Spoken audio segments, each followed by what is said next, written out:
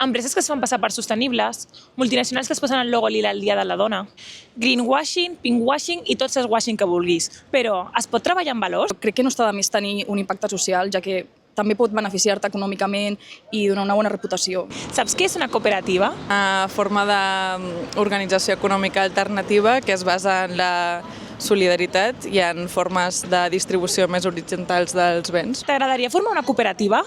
Sí, estaria bé, sí, sí, sempre y cuando cada uno tingui el seu rol.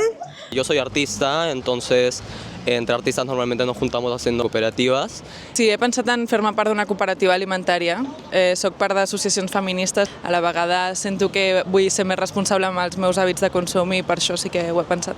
Creo que los principales valores para una empresa deberían ser siempre la innovación y el área de inclusión. Yo creo que una empresa debería velar por los trabajadores, que se enfocan mucho en lo comercial, cuando lo más importante en una empresa es el valor humano. I sí, fer feina amb valors és possible. Si vols saber com, entra al jornal.cat.